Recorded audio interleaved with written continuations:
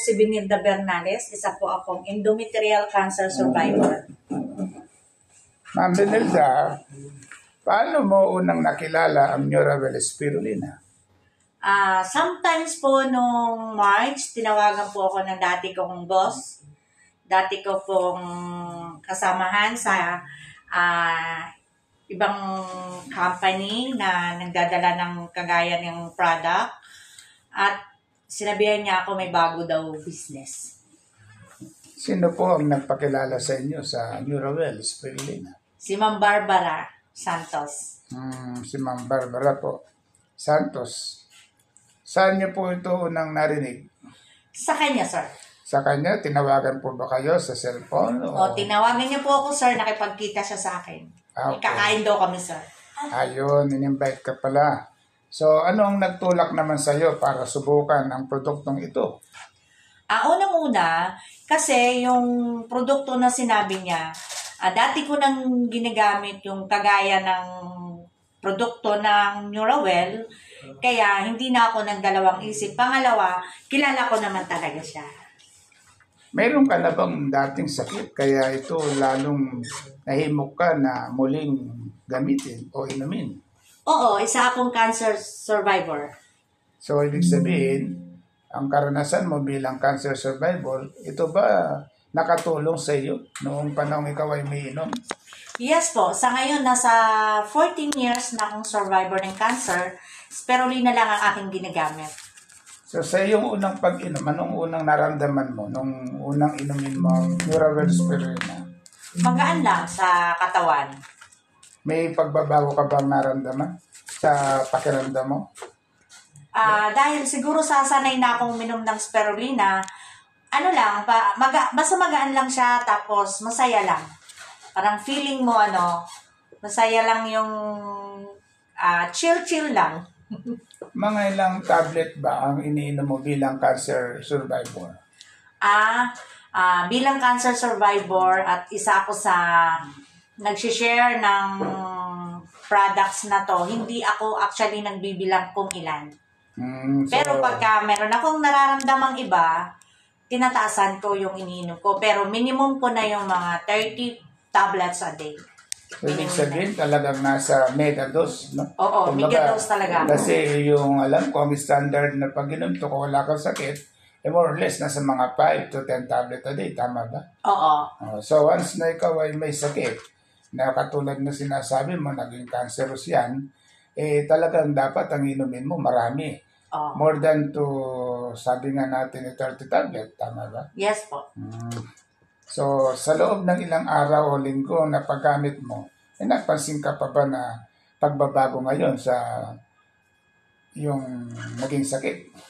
Nagkaroon ako ng isang aksidente, mga 3 linggo, 2 linggo to 3 linggo, nahulog ako sa motor. Sakay ako sa riders na move it. Ang sobrang sakit nandito ko. Dito kasi tumama to sa parang bakal. Masakit talaga siya. Tapos sa paghinga, yun ang ginamit ko. Doon ako start. Uminom ako, halos inubos ko isang bote kasi sobrang sakit niya. Hindi ako nagpunta na doktor. So, ibig sabihin, na-injury ka ulit, no? Na-injury ulit ako. So, dahil doon, muli sinubok mo ang galing ng spirulina. Oo, ito talagang ginamit ko. So, ngayon, sa araw-araw na yung pagtatrabaho, ano ang ginagawa mo na routine para ito'y may promote mo sa ating mga kababayan, kaibigan o kakilala? Sa mga sa mga kasamahan ko, mga kakilala ko na gumagamit ng spirulina, i-share ko sila kasi yung klase ng spirulina na ito ay kagaya nung ginamit ko nung una dun sa cancer ko. Tapos, nagkaroon ako kasi ng 2 aksidente. Itong huli kong aksidente, ito talaga yung ginamit ko. So, sinishare ko sila sa mga kasamahan ko din, sa trabaho, sinishare ko yung benefit din ng product. So, ibig sabihin, matagal ka nang umiinom ng spirulina. Ibang mga company, iba't ibang brand na ng spirulina na inom mo, tama ba? Opo, 3 klase. So, more or less, ilang years ka na ganong katagal na umiinom o user ng spirulina? Nagsimula ako uminom ng spirulina way back 1997 pa. Oo, talagang nasa more than, kumbaga, Sa, masasabi natin more than 20 years. more than na. Tama. Kaya may patotoo ka na bilang cancer survivor Yes, sir. na ang spirulina ay talagang maaasahan Opo. para sabi nga, makatulong sa anumang mga sakit o karamdaman na nararanasan ng ating mga kababayan. Tama ba? Yes po.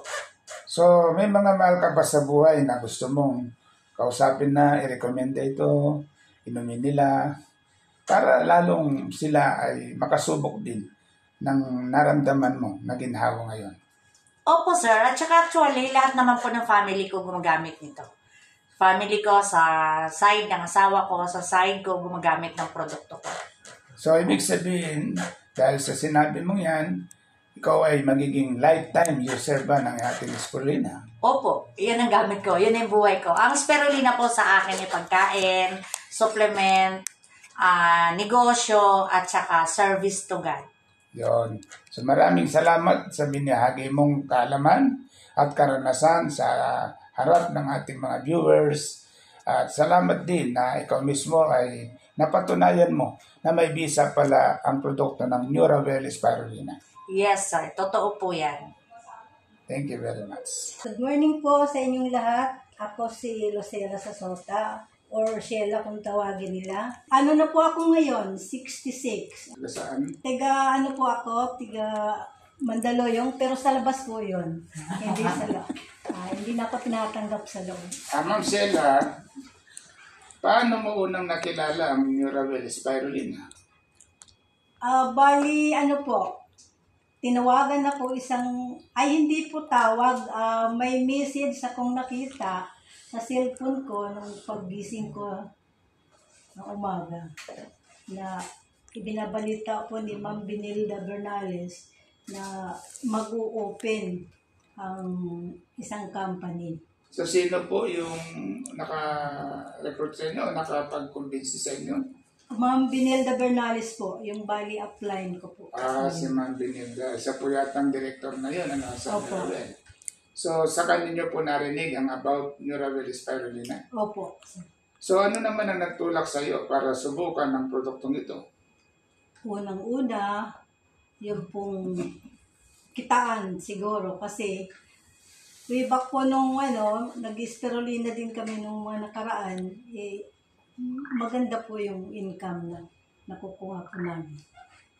So, about po sa ating kalusugan, ano naman ang masasabi ninyo na kailangan ninyong inumin to dahil sa meron po ba kayo nararamdaman na karamdaman o may sakit na ba kayo previous? Opo, nung nakaraan, nung nag-spirulina po ako, mayroon po akong osteoarthritis. Yan po ang unang-una kong problema. At saka, nagkaroon po ako ng kahit, nakakalimutan ko yung lahat ng sinasabi ng...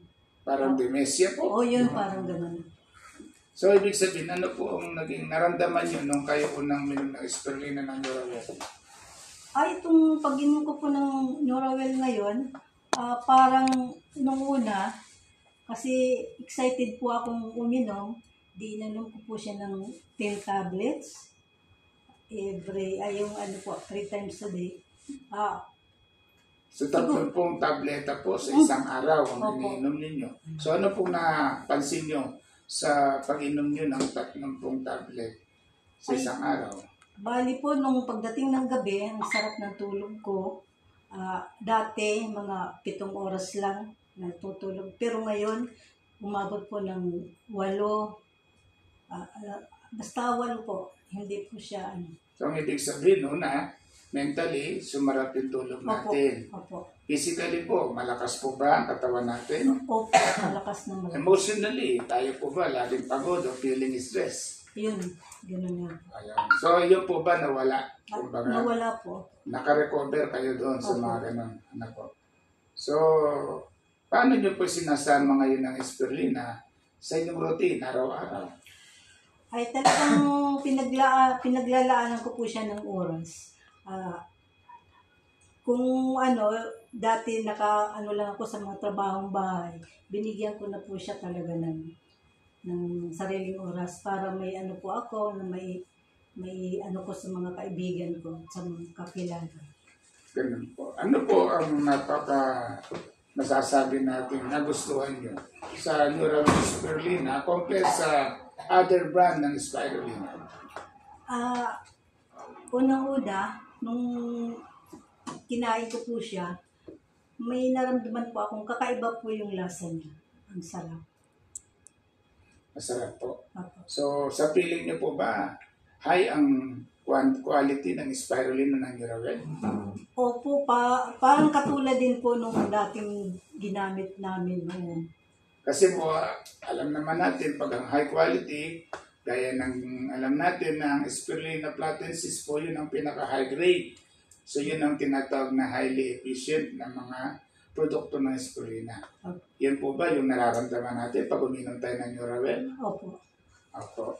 So, ano pong masasabi niyo sa mga mahal niyo sa buhay ngayon na kayo po bilang isang user po ng ating Neuravel Spirulina, paano niyo po sasabihin sa kanila na dapat inumin nila ito para sa kanila rin ay makatulong? Awa naman ng Diyos sa asawa ko kasi may problema ngayong asawa ko, acid reflux. Talagang nung una, parang hindi po siya pumapayag na uminom. Pero dahil pinilit ko talaga siya painumin. Mga 3 painom lang siguro, talagang nasanay niya siya, hinahanap na niya yung masunod na araw. So, bilang user po ng Neuravel Spirulina, ito po ba lifetime na natin magiging, sabi na, maintenance? Awa ng Diyos kung ano lang po. Kaya nga, sisikapin ko pong maging mag-distribute din ng Spirulina para yung pambili po natin, makukuha na natin doon sa kikitain natin. So, ibig sabihin po, may additional income po tayo. Opo. Pag nag-endorse po tayo ng Neuravel Spirulina, tama Opo. po ba? So, pwede nyo po bang imbitahan yung mga nanonood sa atin, nakikinig sa atin ngayon, na mga kaibigan nyo, para naman matikman nila ang Spirulina natin at maramdaman nila kung ano may magandang opportunity na gitay sa kanila sa produktong ito.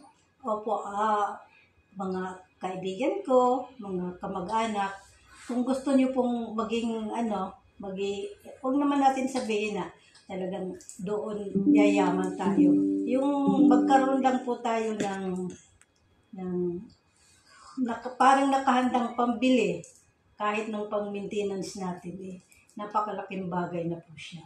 Hindi na po natin kukunin doon sa budget ng pangpamilya natin pagkain. Iniimbitahan ko po kayo, tingnan nyo o subukan nyo kung anong magiging ang inyong sasabihin pag oras na natikman po ninyo yung Spirulina ng Neuravel. So maraming salamat, Ma'am Sheila, sa iyong ginawang testimony o binigay na karanasan. Batay sa iyo, nakita mo kung gaano kaganda ang produkto natin at kaganda rin na dito gawin natin habang buhay na hanap buhay ang ating pong Neuravel Spirulina. Kayo po ba kasangga po ng Neuravel sa pagbabalaganap ng sustansya po ng Neuravel Spirulina? Opo, sir. So maraming salamat po dahil po dyan mga kababayan, mga tagapakinig, narinig po natin kung gaano po kaganda ang sinabi po ni Ma'am Sheila tungkol po sa Neuravel Spirulina. Maraming salamat po. Salamat po.